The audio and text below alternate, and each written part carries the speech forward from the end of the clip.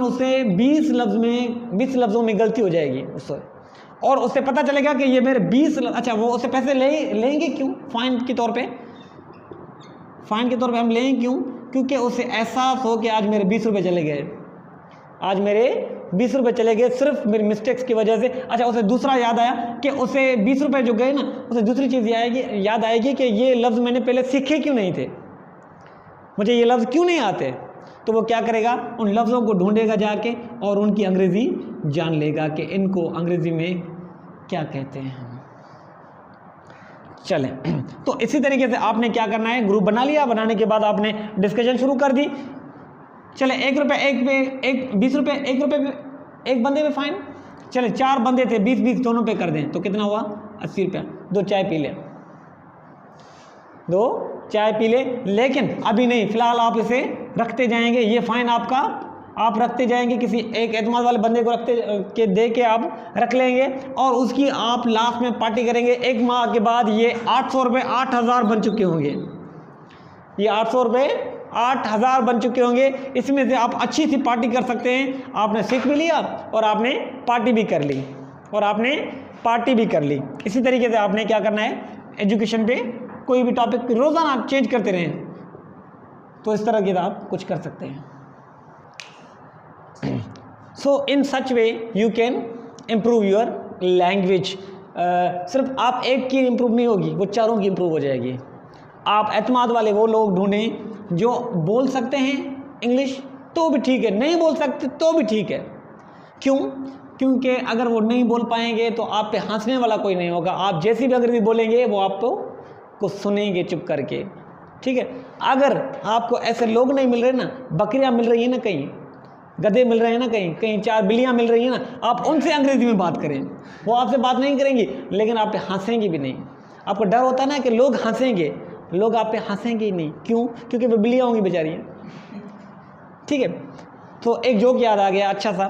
एक बंदा होता है, वो इलेक्शन में खड़ा होता है, तो उसे पब्लिक स्पीकिंग यानी कि जो करना होता है वो बड़ा मुश्किल सा काम होता है। तो उसे एक बंदा मिलता है दरवेश सा टाइप, वो कहता है कोई मसला नहीं है, तुम पब्लिक स्पीकिंग कर सकते हो, you can address the people. वो कहता है मैं जलसे पे कैसे जाऊँगा, कैसे बोलूँगा? वो कहता है आसान सा काम है, सिर्फ 2 दिन की प्रैक्टिस है। वो कहता है मुझे करनी है, चलो लेके चलो। वो आ जाते हैं किसी मैदान पे, और उस मैदान में गोभियाँ होती हैं, गोभियों का फसल होता है। वो कहता है गोभियाँ नहीं, ये बंदे हैं। आप यहाँ खड़े हैं, आप स्टेज पे खड़े हैं, ये बंदे हैं, गोभियाँ नहीं हैं। तो आप बोलेंगे, ये गोभियाँ सुनती रहेंगी, आप पे हंसेंगे भी नहीं और आप प्रैक्टिस कर पाएंगे। चले, उसने प्रैक्टिस कर दी 2 दिन, वो गोभियों के साथ बात करता रहता। चले 2 दिन के बाद वो जब असली जलसा का मुनाकद हो गया और वो प्रोग्राम में आ गया और खड़ा हो गया, नहीं बोल पा रहा था, तो वो माइक पे सिर्फ 2 लफ्ज़ कह पाया कि खान साहब मैं आपको बता दूं, बंदे होते हैं, गोभियाँ होती हैं। यानी कि मैं गोभियों के सामने तो बात कर सकता था, आसान था, कर दी, लेकिन यहाँ बंदे हैं इसलिए वो कह रहा है बंदे होते हैं खान साहब, और गोभी होती है। तो आप भी इस तरह प्रैक्टिस कर लें, इंशाल्लाह आपका वो गोभी की तरह कुछ मिसाल बेहतर हो जाएगा। चलें, आपने एक तो ग्रुप बना लिया और 4 लोग थे। चलो, आप चारों को अंग्रेजी नहीं आती, आप एक दूसरे के साथ बातें करते रहें। ऐसे बच्चे भी क्या करते हैं, बच्चों को लैंग्वेज क्या आती है, क्या सिंधी उर्दू जब वो सीख रहे होते हैं अपनी लैंग्वेज, क्या उनको आती है? नहीं, वो एक दूसरे से बातें छोटी छोटी करते रहते हैं, छोटी बातें करते रहते हैं। अब बच्चे बन जाएँ फिर से, वो उसी तरह के बच्चे, जब आप सिंधी उर्दू सीख रहे थे तो आप बच्चे बन गए थे ना, उस वक्त थे ही बच्चे आप, लेकिन आप एक बार दोबारा बच्चे बन जाएँ। एक बाप होता है ना, वो वकील होता है, एक लॉयर होता है, एक जज होता है, एक टीचर होता है, एक डॉक्टर होता है। वो बच्चों के साथ बात कैसे करते हैं? वो छोटे बन जाते हैं, बच्चों के साथ छोटे बच जाते हैं। कैसे? वो कहते हैं अले मेरा बच्चा क्या कर रहा है, अले मेरा बच्चा क्या कर रहा है, अले तुम गिल गए, आ जाओ मेरे पास आ जाओ। वो क्या करता है? वो बच्चे को अपने को प्रैक्टिस करवा रहा होता है। तो आप भी इस तरह से बच्चे बन जाएं, उसी तरह से बड़ा अगर बच्चा बन सकता है तो बाप बच्चा बन सकता है, तो आप तो छोटे हैं, आपको बच्चा बनने में कोई शर्म भी महसूस नहीं होनी चाहिए। तो आप इस तरह से ग्रुप बना लें और ग्रुप में शुरू कर दें ये काम। एक ये काम करें। दूसरा काम आपने क्या करना है, आपने आईने में जाना है, मिरर के सामने जाना है, मिरर के सामने जाना है, और जो अंग्रेज़ी आपको आती है ना, वो अंग्रेज़ी आप खुद को सुना दें। पूरी नहीं, 5 मिनट की प्रैक्टिस करें, 2 मिनट की प्रैक्टिस करें। आपने क्या करना है, जितनी आपको अंग्रेज़ी आ रही है ना, आप खुद के साथ बात करें कि आई एम, सपोज़ कोई भी आप नाम आप अपना ले लें, I am ABC, I study in class. ये अंग्रेज़ी आपकी इम्प्रूव नहीं करेगी, लेकिन आपकी एक चीज़ इम्प्रूव करेगी, इससे आपका कॉन्फिडेंस बिल्डअप होता है बेटा, इससे आपका कॉन्फिडेंस बिल्डअप होता है। आप लोगों से बात करने में शर्माते नहीं। क्यों? क्योंकि जब आप खुद से शर्माने लग जाते हैं तो आप दूसरों से भी शर्माने लग जाते हैं और आपको शर्म महसूस होती है। तो आप अच्छा, आप कभी करके देखिएगा, सिंधी बोले आप जाके, उर्दू जाके बोले अपने आईने के सामने। आप जब आंखें खुद से मिलाएंगे ना, आप सिंधी भी नहीं बोल पाएंगे, उर्दू भी नहीं बोल पाएंगे। ये मैं आपसे गारंटी के साथ आपको बता सकता हूँ कि आप जब आप खुद के साथ आंखें मिलाएंगे ना, आप खुद से भी बात नहीं कर पाएंगे। अगर आप खुद से बात नहीं कर पा रहे तो दूसरों से क्या करेंगे, दूसरों से किस तरह बात करेंगे? तो इस तरह से आप अपना पहले खुद का तो कॉन्फिडेंस डेवलप कर लें। खुद का जब आपको खुद से बात करने में कॉन्फिडेंस आपको चाहिए, वो आप इम्प्रूव कर लें, तो आपको दूसरों से बात करने का कॉन्फिडेंस भी ऑटोमेटिकली आ जाएगा। अंडरस्टैंड? समझ आ रहा है? चले, तो आपका ये कितने दिन की प्रैक्टिस करनी है? 5 से 10 दिन तक। अगर आपकी कॉन्फिडेंस बिल्डअप हो गया है तो छोड़ दें आईने को अभी, लेकिन नहीं हुआ तो आप आईने को दोबारा कंटिन्यू करें कुछ और दिन के लिए, सम मोर डेज के लिए आपने क्या करना है, उसे कंटिन्यू करना है। ठीक है, इस तरह से आपका कॉन्फिडेंस बिल्डअप हो गया अपने साथ, और अभी आप अदर्स के साथ कॉन्फिडेंस बिल्डअप होना शुरू हो जाएगा, क्योंकि आपने ग्रुप भी बना लिया है। आप इससे कॉन्फिडेंस लेके यहाँ आप इम्प्रूव करेंगे, यहाँ से इम्प्रूवमेंट हो गए, आप यहाँ पे इम्प्रूव कर लेंगे। फिर आगे जाके आपने क्या करना है, तीसरा तरीका अप्लाई करना है।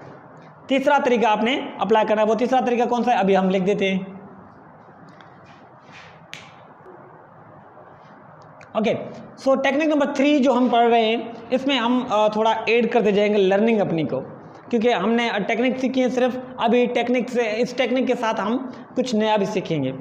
Learn new words on daily basis, but the words must be uncommon. Common words नहीं लेने, आपने क्या करना है, अनकॉमन वर्ड्स लेने हैं। अनकॉमन वर्ड्स कौन से होते हैं? यानी कि जो रोज़मर्रा की ज़िंदगी में और लोग नहीं बोलते हों, बोलते हैं लेकिन आप नहीं बोलेंगे। जिस तरह आपका लफ्ज़, कॉमन सा लफ्ज़ है एक थिंक, जो दूसरी क्लास वाले बच्चे को भी पता होता है, सेकंड क्लास वाले बच्चे को भी पता होता है कि थिंक की माना सोचना है। आपने इस लफ्ज़ को चेंज करना है। आपके पास वैसे ही लफ्ज़ है ना ये, आप इसकी जगह नया लफ्ज़ ले आए। कौन सा? सपोज़ एक वर्ड है कॉजिटेट, या दूसरा लफ्ज़ इसकी जगह हम इस्तेमाल कर सकते हैं एक्स कॉजिटेट, या आपको इसी लफ्ज़ को आप दूसरा वर्ड दे दें, मल ओवर। चलें, ये फ्रेज में है, फ्रेजल वर्ब में है। आप इसकी जगह दूसरा एक लफ्ज़ ले सकते हैं, जिस तरह कॉजिटेट हो गया, एक्स कॉजिटेट हो गया, मल ओवर हो गया। और आप दूसरा एक बेहतरीन लफ्ज़ है जो डाउन वाले भी यूज़ करते हैं, एक लफ्ज़ है रमिनेट। रमिनेट यानी कि किसी चीज़ को बार बार दिमाग में दोहराना। वैसे तो ये लफ्ज़ रमिनेट जो है, वो जो जानवर होते हैं ना, हलाल जानवर जो सारा दिन मुंह को हिलाते रहते हैं, उसको हम कहते हैं रमिनेट। लेकिन हम जो अपनी सोच में जुमले को कहते हैं, उसको इसका लफ्ज़ का थिंक का सिनोनिम कहते हैं। चलें, तो ये रमिनेट आप, तो इस तरह से आपका अनकॉमन होना चाहिए। यानी कि देखिए, ये कॉमन वर्ड है, हर कोई जानता है, लेकिन ये ऐसे वर्ड कोई 2% या 5% या 10% लोग जानते होंगे, सब नहीं जानते होंगे। आपकी इंग्लिश मतलब जब ये आप कोई लफ्ज़ कहे कि आप जो कॉजिटेट की माना बता रहे हैं, कॉजिटेट लफ्ज़ बोल रहे हैं, इसकी माने क्या हैं? अगर आपसे कोई पढ़ा लिखा पूछ रहा है, इसका मतलब है कि आप इम्प्रूव कर रहे हैं इंग्लिश अपनी, आप अपनी इंग्लिश इम्प्रूव कर रहे हैं। वैसे लेकिन आप ये जुमला कैसे कहते हैं कि आई थिंक दैट, तो वो आपकी इंग्लिश को नहीं सराहता। क्यों? क्योंकि उससे लगता है कि ये आम सी अंग्रेजी है, किसी बच्चे को ही पता होती है। लेकिन आपने जब कह दिया कि आई कॉजिटेड दैट, तो अभी वो सोचने में मजबूर है, इसने जो लफ्ज़ इस्तेमाल किया है या कॉजिटेड की माना क्या है। यानी कि या तो वो डिक्शनरी में जाके पूछेगा, शर्माएगा आपसे पूछने में। अगर वो आपसे बहुत फ्री है तो वो कहेगा यार कॉजिटेड की माना तो बता दो, वो आप बताएंगे कि इसकी माना है थिंक, तो वो कहेगा यार ये बड़ी इंग्लिश इंप्रूव कर रहा है। ये बड़ी इंग्लिश इंप्रूव कर, मतलब आपका असर जो आप ले रहे हैं किसी सोसाइटी में दे रहे हैं तो आपका शुरू हो गया है कि आप you are improving your language. Technique के साथ आप सीखते जाएंगे। चले, उसके बाद कितने वर्ड्स होने चाहिए? आप ज़्यादा से ज़्यादा 3 वर्ड्स रोज़ाना करें, 3 वर्ड्स रोज़ाना सीखें। एक ये वर्ड सीख लिया, इसी का एक ये मतलब पूरे 3 लफ्ज़ नहीं, ये एक लफ्ज़ है क्योंकि आपने एक लफ्ज़ चेंज किया है। आप दूसरा वर्ड चेंज कर दें, कोई सा भी, मिसाल आप चेंज कर देते हैं चीट, आप लफ्ज़ चीट को इस्तेमाल कर रहे हैं तो चीट की जगह आप इसे इंप्रूव करें कि चीट की जगह कोई और लफ्ज़ आना चाहिए, अनकॉमन। चीट क्योंकि कॉमन सा लफ्ज़ हो गया है, सब जानते हैं, सब बच्चे जानते हैं। आपने क्या करना है, इसको चेंज करना है। आप इसके किसके साथ चेंज कर सकते हैं, या आप इस तरह को छोड़ दें, आप इस तरह लफ्ज़ को कर दें शॉक्ड, आम सा लफ्ज़ है, बच्चों को भी पता होता है कि आई एम शॉक्ड। तो इसकी जगह आप एक लफ्ज़ इस्तेमाल करें फ्लेबरगास्टेड। क्या इस्तेमाल करें लफ्ज़? फ्लेबरगास्टेड। यानी कि ये डान वाले भी लफ्ज़ ये इस्तेमाल करते हैं तो आपकी इंग्लिश में एक नई जान आ रही है, आप इम्प्रूव कर रहे हैं। क्योंकि ऐसे लफ्ज़ सिर्फ 10% या 5% लोगों को पता होते हैं जो पढ़े लिखे होते हैं, ज़्यादा पढ़े लिखे होते हैं, वरना हमारे पास जो पढ़े लिखे हैं उनको पता ही नहीं होता। तो यानी कि आप इस तरीके से सीखेंगे तो आप इम्प्रूव कर रहे हैं अपनी लैंग्वेज, आप अपनी लैंग्वेज इम्प्रूव कर रहे हैं। चले हम आगे चलते हैं चौथी टेक्निक पे जी। तो हम अगर टेक्निक 4 की बात करें तो इसमें आपने क्या करना होता है, आप मॉडर्न टेक्नोलॉजी यूज़ कर रहे हैं बेटा। Use your phone as your learning assistant.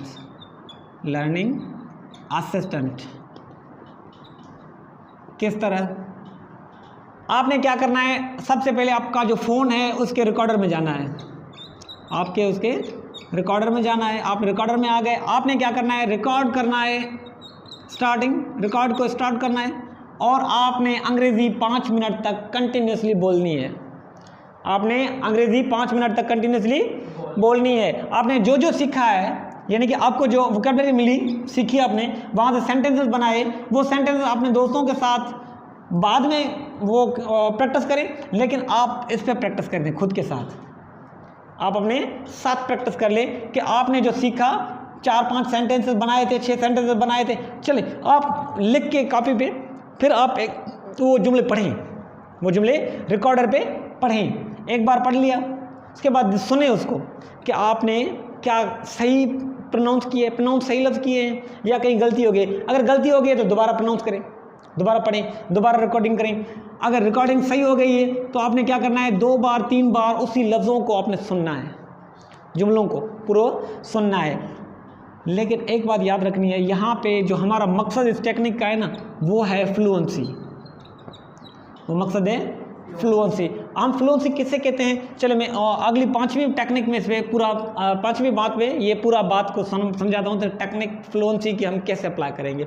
लेकिन अभी आपने क्या किया, रिकॉर्डर इस्तेमाल किया, रिकॉर्डर में आपने रिकॉर्डिंग करते गए, उस रिकॉर्डिंग को आपने बार बार 3 बार 4 बार 5 बार सुनना है, ताकि ये जो लफ्ज़ जुमले बनाए हैं आपने वो आपको याद हो जाए। आपको याद हो गए?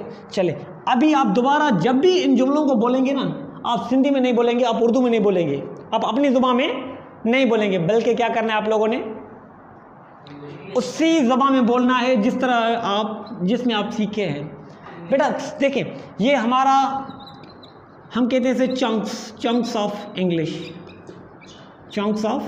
इंग्लिश। हम बहुत से रोज़ाना अल्फाज ऐसे बोलते हैं जिसमें चंक्स ऑफ लैंग्वेज यानी इंग्लिश होते हैं। ये अगर आप नहीं करेंगे ना, आप इंग्लिश इंप्रूव नहीं कर पाएंगे। आपको कोई नहीं कह रहा कि आप 2 घंटे अंग्रेजी बात करें, 1 घंटा पूरा करें, 5 मिनट या 10 मिनट या 15 मिनट भी काफ़ी है। आपने करना क्या है, चंक्स ऑफ इंग्लिश बोलने हैं। आप देखें, आप अपनी रोज़मर्रा की ज़िंदगी को जब बात कर रहे हैं ना दोस्तों के साथ, आप अपनी रिकॉर्डिंग कर लिया करें, आप अपनी रिकॉर्डिंग कर लिया करें। आप उस 2 घंटे की रिकॉर्डिंग, 1 घंटे की रिकॉर्डिंग को जब सुनेंगे बैठ के ना, आपको पता लगेगा कि आपने कोई भी लफ्ज़ अंग्रेज़ी का इस्तेमाल नहीं किया, आपने कोई भी लफ्ज़ अंग्रेज़ी का इस्तेमाल नहीं किया होता। क्यों? क्योंकि आपकी प्रैक्टिस ही नहीं है, आपकी प्रैक्टिस ही नहीं है। लेकिन आपने क्या करना है, अपनी जो आप बात कर रहे हैं उस बात में आपने क्या करना है, एक वर्ड, सबसे पहले वर्ड्स यूज़ करने हैं, इंग्लिश के सिर्फ लफ्ज़ यूज़ करने हैं कि आज मैं जा रहा था विथ माई फादर, आपने एक लफ्ज़ बोल दिया विथ माई फादर, यानी कि 3 हो गए, एक जुमले में 3 अल्फाज हो गए। तो बाबा ने क्या किया, मुझे एक पेन पकड़ा दी, पेन इंग्लिश का लफ्ज़ है, पेन पकड़ा दी, उस पेन में फॉल्ट था, उस पेन में एक फॉल्ट था कि वो थी ब्लू लेके लिखती रेड थी। देखिए कितने में अल्फाज बोल गया कि थी ब्लू लेकिन रेड लिख रही थी। आप ऐसा नहीं बोल रहे थे कि वो थी ब्लू, आप सिंधी में उर्दू में बोले इसे क्या कहेंगे, वो थी ब्लू लेकिन वो रेड लिख रही थी, क्या था, यानी वो थी नीली लेकिन लाल लिख रही थी। तो ये जुमले कहने से बजाय आप ये कह देते कि वो ब्लू थी लेकिन लिख रेड रही थी, तो ये क्या हो गया, आपने अल्फाज अंग्रेजी के बोलना शुरू कर दिए हैं। फिलहाल इससे स्टार्ट करें, उसके बाद क्या होगा, आप अभी चंक्स पे आ जाए, क्योंकि वर्ड्स के बाद आपका नेक्स्ट जो टारगेट आएगा वो आपका चंक्स आएगा। चंक्स क्या होता है, ग्रुप ऑफ वर्ड्स होता है, ग्रुप ऑफ वर्ड्स, जिसे आप फ्रेज भी कहते हैं, लेकिन फ्रेज और चंक में फ़र्क होता है, क्योंकि चंक आपके एक्सप्रेशंस होते हैं, चंक्स आपके एक्सप्रेशंस होते हैं, और एक्सप्रेशंस में क्या होता है, कभी कभार वर्ब भी आ जाता है, कभी कभार वर्ब भी आ जाता है, लेकिन फ्रेज में कभी वर्ब नहीं आता, इसीलिए हम इसे चंक और इसे यानी कि फ्रेज कहते हैं। फ्रेज और चंक में फ़र्क होता है, लेकिन मैं चंक आपको समझा रहा हूँ कि चंक कहते हैं किसे कहते हैं। जिस तरह आपको किसी ने कहा कि मैं, क्या मसला है, तुम परेशान क्यों हो, क्या मसला है, परेशान क्यों हो, आपने कह दिया एज सच कोई मसला नहीं है, एज सच कोई मसला नहीं, आपने एज सच कह दिया और कोई कह दिया पीछे से कोई मसला नहीं, तो क्या कहा आपने, ये आपने एक चंक यूज़ किया, आपने एक चंक इस्तेमाल किया। लोग जा रहे थे, देयरफॉर मैंने भी सोचा जाऊँ, देयरफॉर आपने क्या किया, जो जुमला उर्दू का था उसको आपने एक लफ्ज़ दे दिया इंग्लिश का, तो इसे कहते हैं आप चंक। और जिस तरह वो जो खान, आमिर शाहरुख खान की एक मूवी है, उसमें कहता है कि लिसन हेलो आई एम मेरा नाम खान है एंड आई एम मुस्लिम, मेरा नाम खान है एंड आई एम मुस्लिम, तो ये क्या है, ये क्या है, उसने एक जुमला उर्दू का बोला और दूसरा चंक बोल दिया इंग्लिश का। इसी तरीके से ही लोग अंग्रेजी सीखते हैं, पहले वर्ड्स यूज़ करना सीखें रोज़ाना, अपनी जो आपने लफ्ज़ सीखे थे ना, आप लफ्ज़ सीख रहे हैं रोज़ाना, उनको आप सिर्फ लफ्ज़ करके बोलें, फिर आप उनको चंक में बोलें, फिर जब आपने चंक में सीख लिया उसे रोज़ाना, क्योंकि वो आपकी मेमोरी का हिस्सा तो बन जाए, क्योंकि आपने आज सीखा है तो आज ही आपका जुमला बन नहीं गया, आपका नहीं होगा वर्ड सारी उम्र आपके साथ होगा, नहीं, ये आज एक वर्ड है आपने सीखा है, इसे क्या करना है, आपने वर्ड में बोलना है, फिर आपने उसे चंक में बोलना है, कोई भी चंक बनाना है उसका, फिर आपने उसे सेंटेंस में बोलना है, और सेंटेंस में बात ख़त्म नहीं होगी, आपने उसे अपनी डेली रूटीन का हिस्सा बना देना है, डेली स्पीकिंग का हिस्सा बना देना है। जब आपका हिस्सा बन गया ना, आपने सोचा कि 10 दिनों के बाद भी मुझे ये लफ्ज़ याद आता रहता है, तो इसी पे आपने क्या करना है, चले आगे, अभी आपने आगे बढ़ जाना है दूसरे लफ्ज़ों के पास, तो दूसरे लफ्ज़ आ जाए आपके पास। तो इसी तरीके से आपकी ये क्या होगी, प्रैक्टिस का हिस्सा बन जाएंगी और आपकी लैंग्वेज का हिस्सा बन जाएंगी, हमेशा तक आप उसके साथ रहेंगी। चले जनाब, तो आज नंबर टेक्निक 5 में हम सीखते हैं fluency. Fluency must be your purpose of English learning, not accuracy. ये मैंने 2 बड़े लफ्ज़ बता दिए हैं, ये आपको समझने हैं कि दोनों में फ़र्क क्या है, फ्लुएंसी और एक्यूरेसी में फ़र्क क्या है। फ्लुएंसी क्या है, एक्यूरेसी क्या है। जब आप फ्लुएंसी को देखेंगे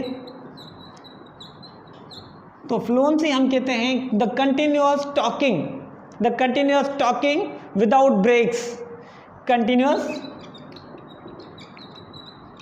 talking without breaks is said to be fluency. आपने फ्लुएंसी क्लियर करनी है ना, आपने सबसे पहले करना क्या है, आपने कंटिन्यूस टॉकिंग करनी है, बात करनी है, सिर्फ बात करते रहे, बात कैसे करेंगे? मैंने आपको 3 तरीके दिए, एक आईने पे बात करते रहे कंटिन्यूस, या दूसरा आप रिकॉर्डर पे बात करते रहे, या आप अपने दोस्तों के साथ, उन दोस्तों के साथ जो मशहूर या अंग्रेजी इतनी अच्छी नहीं जानते, उनके साथ प्रैक्टिस करें। ठीक, तो ये तीनों के साथ आप कर सकते हैं। यानी इन चीज़ों को करने के लिए आप कंटिन्यूस टॉकिंग करेंगे विदाउट ब्रेक्स, बीच में रुकना नहीं है, बीच में रुकना नहीं है, क्योंकि यहाँ हम कह रहे हैं विदाउट ब्रेक्स, विदाउट ब्रेक्स, यानी कि आपने रुकना नहीं है। अगर रुक गए आपकी फ्लुएंसी गई, आपकी फ्लुएंसी गई। अच्छा, यहाँ पे आपने एक चीज़ सोचनी है कि you would make mistakes, you would make mistakes, you'd make mistakes definitely, आप गलतियां बहुत करेंगे, लेकिन करना क्या है आप लोगों ने? चुप रहना है, गलती को देखना नहीं है, गलती को देखना नहीं है। क्यों? क्योंकि इस गलती को आपका आईना देखेगा, यानी कि आप खुद देखेंगे, मिरर देखेगा यानी आप खुद देख रहे हैं, और दूसरा आपका वॉइस रिकॉर्डर सुनेगा, आप खुद सुन रहे हैं, कोई दूसरा नहीं सुनेगा। तीसरी बात, आप जिन दोस्तों से बात करने जा रहे हैं, अगर वहाँ भी मिस्टेक आपने कर दी, वो हंसेंगे नहीं, क्योंकि वो जानते ही नहीं इतनी अंग्रेजी। अगर जानते भी हैं, उनको पता है कि अगर मैं हंसूंगा तो ये मुझ पे भी हंसेगा, चारों एक दूसरे पे आप ट्रस्ट करते हैं। तो आपने सबसे पहले ट्रस्ट क्रिएट करना है एक दूसरे का, कि भाई मैं जितना भी गलत बोलूँ आपने हंसना नहीं है, क्योंकि अगर आप हंसेंगे तो मैं भी हंसूंगा, तो एक दूसरे का कॉन्फिडेंस आप लूज़ करते रहेंगे। आप उनको कहें कि नहीं करना। चलिए, अब तीनों ये हो गया। उनके बाद आपने क्या किया? अभी आप 5 मिनट क्या 10 मिनट भी अंग्रेजी बोल सकते हैं विदाउट ब्रेक। क्यों? क्योंकि ये ट्रस्टेड है, आपका मिरर भी ट्रस्टेड है, आपका रिकॉर्डर भी ट्रस्टेड है, और तीसरा आपका ग्रुप जो है वो भी ट्रस्टेड है। अगर आपके ग्रुप में से कोई भी आप हंस रहा है, आपको ग्रुप से निकाल दें। अगर तीनों हंस रहे हैं, आप सिर्फ बच रहे हैं, तो आपने क्या करना? ग्रुप चेंज करना है। आपने क्या करना है? अपने ब्रदर को लेना है, छोटे से बच्चे को, छोटा बच्चा वो 5 साल का, 8 साल का, 10 साल का, आप उससे बात करें। वो बोलेगा नहीं, आप सिर्फ देख रहे हैं, आप सुनते रहो, सिर्फ वो सुनता रहेगा, वो आपकी अंग्रेजी की प्रैक्टिस होती रहेगी। क्योंकि अभी आपके सामने बंदा है, बच्चा है, लेकिन आपके सामने अभी आईना नहीं है, रिकॉर्डर नहीं है, क्योंकि इसका असर इस पर पड़ेगा। मिरर पे हो गया तो रिकॉर्डर पे आप आसानी से कर लेंगे। अगर रिकॉर्डर पे आप आसानी से कर रहे हैं तो आप बंदे के सामने थोड़ा हिचकिचाएंगे, लेकिन आपका ब्रदर होगा, थोड़ा बहुत आप हिचकिचाने की कोशिश रोकेंगे, ऐसा ऐसा रुक जाएगी। अगर आप इसके साथ प्रैक्टिस कर गए, आराम से कर सकते हैं, तो दूसरा ग्रुप बना लें, आप उसके साथ कर लें। हाँ, ये टाइम टेकिंग प्रोसेस होगा, 1 माह 2 माह 3 माह लेगा, लेकिन 3 माह के बाद आप अच्छे से अंग्रेज़ी बोल पाएंगे, क्योंकि ये चीज़ें जो हैं वो आपका कॉन्फिडेंस लेवल बहुत ज़्यादा बढ़ा देंगी। तो कॉन्फिडेंस आपने बढ़ाना है किस तरीके से? फ्लुएंसी से। फ्लुएंसी क्या हुई? विदाउट ब्रेक्स आपने बोलना है। मिस्टेक्स होंगी, हज़ार होंगी, आपने सोचना नहीं है, आपने सोचना नहीं, क्योंकि अभी आपका एक्यूरेसी का टॉपिक नहीं है यार। एक्यूरेसी क्या है? हम एक्यूरेसी को क्यों करते हैं, बस ये इतना बता देता हूँ, बाकी एक्यूरेसी हमारा अगला टॉपिक होगा अगली बार। उसमें क्या है, एक्यूरेसी क्यों हम करते हैं? ये जब हम फॉर्मल इंग्लिश बोलते हैं, फॉर्मल इंग्लिश के लिए हम करते हैं। अच्छा, फॉर्मल इंग्लिश क्या होती है? फॉर्मल इंग्लिश हम सिर्फ कहते हैं राइटिंग को, आपकी राइटिंग में गलती नहीं होनी चाहिए, इसे हम कहते हैं फॉर्मल इंग्लिश। इसे फॉर्मल इंग्लिश को हम कहते हैं कि आपकी राइटिंग में एक्यूरेसी होनी चाहिए। लेकिन fluency is informal English. Fluency क्या है हमारी? इनफॉर्मल इंग्लिश होती है। इनफॉर्मल इंग्लिश क्या होती है? ये होती है आपकी स्पीकिंग। आप अगर सिंधी उठाएं, आप अगर उर्दू उठाएं, आप किसी की फर्स्ट लैंग्वेज उठाएं, किसी की भी, वो 1000 गलतियां करता है, लेकिन उस गलतियों पे ध्यान नहीं देता। क्यों? उसका मकसद क्या होता है? मुझे बोलना है, मुझे मैसेज देना है। वो मैसेज देने में कामयाब होना चाहता है, तो उसका राइटिंग तो मकसद है ही नहीं कभी। आप किसी भी बंदे को देखें, जो मजदूर हो, कोई भी हो, वो अच्छी उर्दू बोल सकता है क्योंकि वो उसकी ज़ुबान है, और सिंधी बोल सकता है अच्छी क्योंकि वो उसकी भी ज़ुबान है। तो इसी तरीके से वो, क्योंकि वो इनफॉर्मल इंग्लिश है ना, इनफॉर्मल सिंधी होती है, इनफॉर्मल उर्दू होती है, लेकिन आप उसे कहें कि लिख के दिखाएं, वो नहीं लिख पाएगा, क्योंकि उसके पास एक्यूरेसी नहीं है, उसको लिखने का अंदाज नहीं आता। सो आपने क्या करना है? राइटिंग पे फोकस नहीं करना आपने, यानी एक्यूरेसी पे फोकस नहीं करना। एक्यूरेसी हमारा नेक्स्ट लेवल होगा। ये फर्स्ट लेवल में आपने ये करना है। फर्स्ट लेवल आपका ये है कि आपने जितना भी बोलना है, आपने फ्लुएंट होके बोलना है। कितनी भी गलतियां हो, 1000 गलतियां हो, 100 गलतियां हो, लीव देम आउट, ठीक है। Fluency is your purpose not the accuracy. आपने खुद को ठीक भी नहीं करना, खुद को भी नहीं ठीक करना। आप आईने के अगर सामने बोल रहे हैं कोई गलती होगी, अरे यार ये मैं क्या कह रहा हूँ, नहीं नहीं, लेट इट गो। आप जैसा बोल रहे हैं चलते जाए। अगर आपने रिकॉर्डर में गलती कर रहे हैं, रिकॉर्डर रोके ना, लेट एक्सप्रेस योर सेल्फ, खुद को कहने दें बातें, जो अंदर होगा ना वो निकलता आएगा बाहर। जब आप सुनेंगे तो आपको गलतियाँ पता चलेंगी कि मैं बोलने के वक्त क्या क्या गलतियाँ करता हूँ। उसके बाद आप जब ग्रुप बनाएंगे तो उसमें से आप बहुत बार कोशिश कर चुके हैं तो अब मेरी गलतियाँ रुक जाएं। बहुत ज़्यादा गलतियाँ तो आपकी यही रुक जाती है। लेकिन अगर यहाँ बोलना चाहते हैं, यहाँ भी अगर गलतियाँ हो रही हैं, होने दें। गलतियों से डरेंगे तो खुद से ही डर जाएंगे। सो डर के आगे जीत है। ड्यू नहीं किया तो कुछ नहीं किया। जी तो जनाब, तो हमारा टाइम पूरा हुआ जाता है आज। हम अगले लेक्चर को यहीं से कंटिन्यू करेंगे पार्ट 2 में। ये पार्ट 1 और दूसरा लेक्चर हम पार्ट 2 में करेंगे, ठीक है, ताकि हमें अच्छे से समझ भी आए। जो जो चीज़ें मैंने आपको आज बताई हैं हम उस पर समझ करने जा रहे हैं कि कौन कौन सी चीज़ें हमने आज पढ़ी हैं और कौन कौन सी मिथ्स को हमने ओपन किए, एक्सप्लोर किया। सबसे पहला जो हमने काम किया वो कौन सा था? वो काम था कि लैंग्वेज सब्जेक्ट है या लैंग्वेज है, यानी इंग्लिश सब्जेक्ट है या लैंग्वेज है। यानी इंग्लिश सब्जेक्ट था पहले, लेकिन अब लैंग्वेज हो गया। क्यों? क्योंकि लोग सब्जेक्ट समझते हैं लेकिन हम उसे सब्जेक्ट नहीं समझेंगे। हम उसे क्या समझेंगे? लैंग्वेज समझेंगे, और we will deal it as a language. क्योंकि लैंग्वेज के सीखने के तरीके कुछ अलग हैं और सब्जेक्ट को सीखने के कुछ तरीके अलग हैं। उन पर हमने डिस्कस किया कि सब्जेक्ट और लैंग्वेज में क्या फ़र्क होता है। सब्जेक्ट क्लासरूम में बैठ के सीखा जाता है, क्लासरूम बेस्ड होता है, लेकिन आप लैंग्वेज कहीं भी किसी के साथ भी सीख सकते हैं।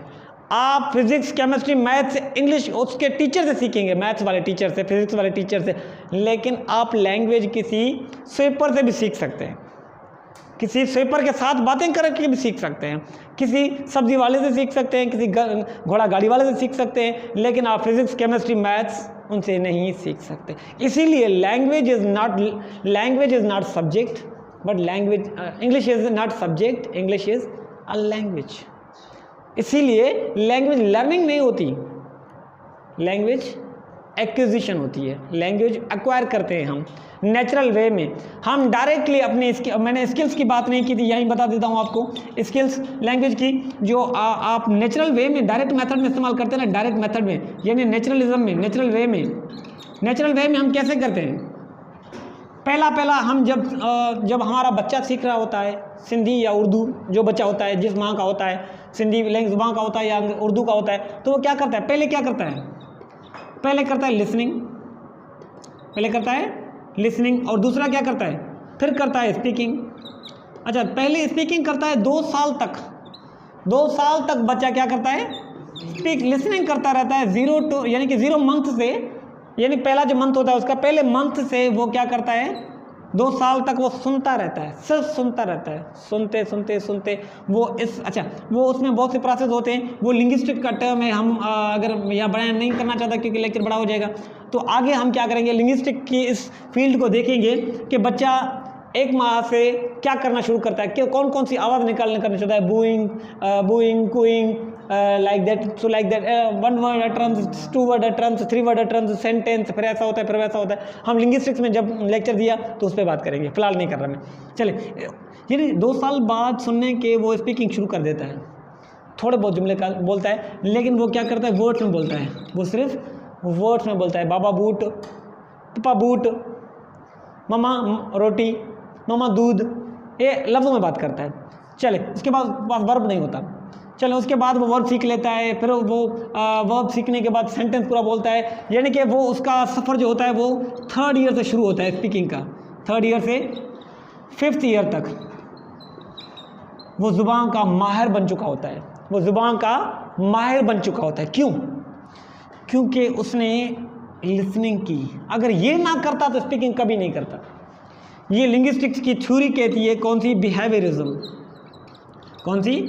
बिहेवियरिज्म, जो B.F. स्किनर ने दी थी,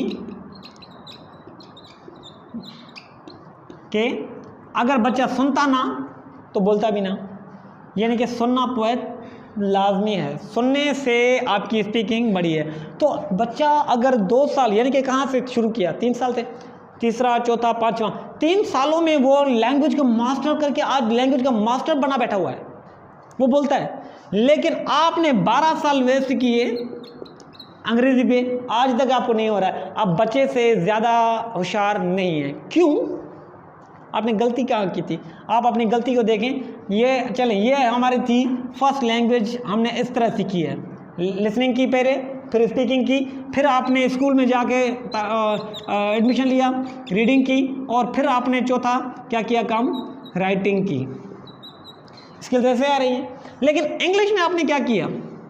12 साल आपके जो वेस्ट हुए वो क्यों हुए? क्योंकि आपने इंग्लिश को गलत तरीके से पढ़ना शुरू किया, आपको पढ़ाया गलत गया। किस तरह? आपने शुरुआत ही कहाँ से की? थर्ड स्किल से। पहले कि आपने क्या किया, आप स्कूल दाखिल हुए, आपको क्या किया गया, पढ़ाया गया, A B